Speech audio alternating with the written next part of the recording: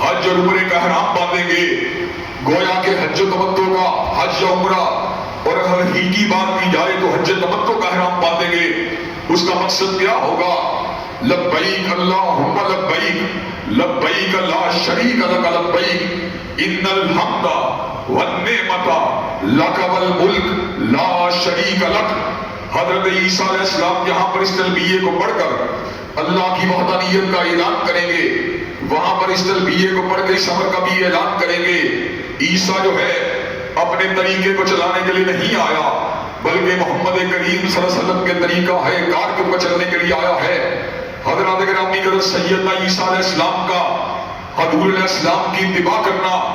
اس امر کی واضح دلیل ہے کہ کائنات کا ایک ہی مرشد ہے، کائنات کا ایک ہی پیر ہے، کائنات کا ایک ہی مقتدا ہے اور کائنات کا ایک ہی روشن چہرے والا ہے، جس کی ابتدا، جس کی ابتدا، جس کی پیروی، جس کے پیچھے چلنا، جس کے اسوے کو ماننا ہم سب لوگوں کی نجات کے لیے ضروری ہے۔ حضرات گرامی قدر ہم میں سے کوئی بندہ مخلص ہو کر حج کرنے کے لیے نکلتا ہے، 8 تاریخ کو حج کا احرام کرنے باندھنے کی بجائے 7 تاریخ کو یوم الترویہ سمجھ لیتا ہے اور 7 تاریخ کو وہ اعمال بجا لاتا ہے جو 8 تاریخ کو بجا لانے چاہیے، تو حضرات گرامی قدر کیا اس کا حج قبول ہوگا؟ اس کا حج اس لیے قبول نہیں ہوگا کہ اس نے حج تو کرنے کی نیت کی لیکن مصطفیٰ علیہ السلام کی اتباع نہیں کی۔ حضرات گرامی قدر یوم عرفات حضور علیہ السلام کی اتباع کا ایک منہ بولنا ثبوت ہے۔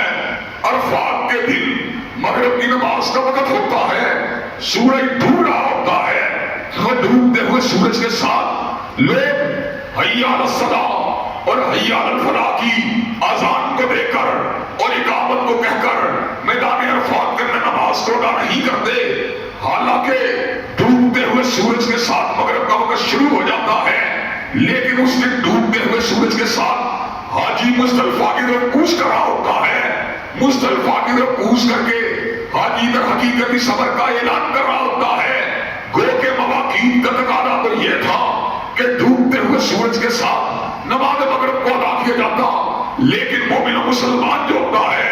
اس کی نگاہ سورج کے چڑھنے میں نہیں ہوتی، سورج کے ڈوبنے میں نہیں ہوتی، روشنی کے ابھرنے میں نہیں ہوتی، اندھیرے کے چھا جانے میں نہیں ہوتی، اور مومن کی نگاہ اگر ہوتی ہے تو کملی والے کے چہرہ مبارک پہ ہوتی ہے، کملی والے کی گفتار پہ ہوتی ہے، کملی والے کی رفتار پہ ہوتی ہے، کملی والے کی اداؤں پہ ہوتی ہے۔ مومن و مسلمان کی نگاہ اگر ہوتی ہے کملی والے کا سوئے کامل میں ہوتی ہے اور اس کو پتا ہوتا ہے کملی والے کی بات بھی حجت ہے، کملی والے کا قول بھی حجت ہے، کملی والے کا فعل بھی حجت ہے، کملی والے کی تقریر بھی حجت ہے، کملی والے کی ہدایت بھی حجت ہے۔ وہ اس بات کو جانتا ہے دنیا کے اندر ہر شخص غلطی کھاتا اور کھا سکتا ہے، لیکن غلطی سے پاک رب نے اگر کسی کو بنایا ہے کملی والے کو بنایا۔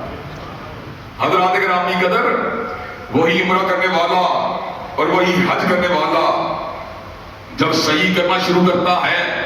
تو سعی کا آغاز مروہ سے کرنے کی بجائے صفا سے اس لیے کرتا ہے،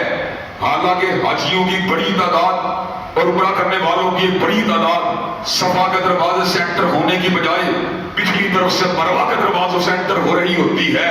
صفا اور مروہ تو 2 پہاڑیوں کے نام ہیں اور ان کے درمیان چکر کرنا گانا یہ سعی کا نام ہے۔ اگر مروہ پہاڑی سے پیچھے سے انٹر ہونے والا مروہ سے آغاز کر کے اپنے چکروں کو شروع کر دے تو کیا فرق پڑتا ہے؟ فرق یہ پڑتا ہے جس نے مروہ سے چکروں کا آغاز کیا اس نے حضور اقدس کے انداز کو نہیں مانا، آپ کے اعتبار کو نہیں مانا،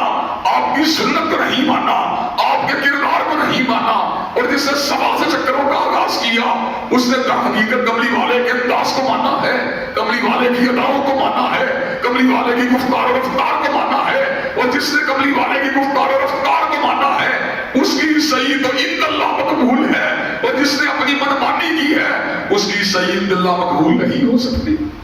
حضرات گرامی قدر کسی کے دل کے اندر حج کرنے کے دوران اور عمرہ کرنے کے دوران طواف کرتے ہوئے اس بات کا خیال آیا کہ یار بیت اللہ الحرام کتنی پیاری چیز کا نام ہے، اس کے کنارے کتنے خوبصورت ہیں، اس کی وجاہت کتنی زیادہ ہے. یہ طواف کرتے کرتے اگر میں 7 کی بجائے 9 چکروں کو لگا لوں تو ایمانداری سے جو بات کہی ہے، یہ 9 چکر جو ہیں کیا عند اللہ مقبول ہو سکتے ہیں؟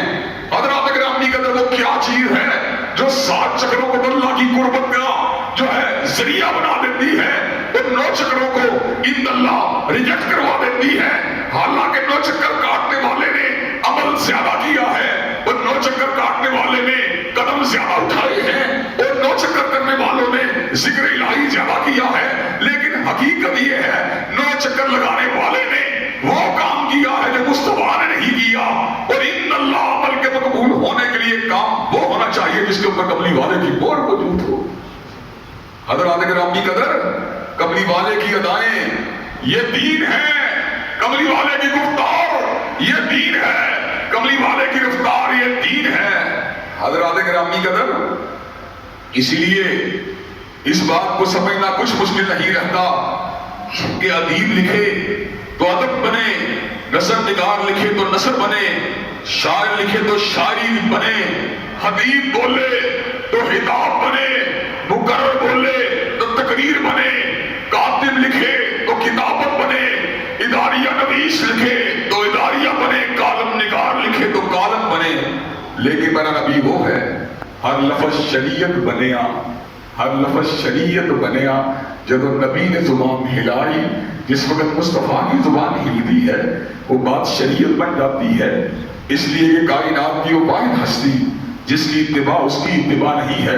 بلکہ اللہ کی پیروی ہے، بلکہ اللہ کے احکامات کی پیروی ہے. وہ حضور علیہ السلام کی ذات ہے. حضرات گرامی قدر، جس نے حبیب کی بات کو مانا اس نے حبیب کی بات کو مانا ہے، جس نے ادیب کی بات کو مانا اس نے ادیب کی بات کو مانا ہے، جس نے شاعر کی بات کو مانا اس نے شاعر کی بات کو مانا ہے، جس نے عالم کی بات کو مانا اس نے عالم کی بات کو مانا ہے. لیکن ایک ہی شخصیت ہے جس نے اس کی بات کو مانا، اس نے فقط اس کی بات کو نہیں مانا بلکہ من یطع الرسول فقد اطاع اللہ. جس نے حضور اقدس کی بات کو مانا ہے در حقیقت اس نے فقط آپ کی بات کو نہیں مانا بلکہ اللہ کی بات کو مانا. حضرات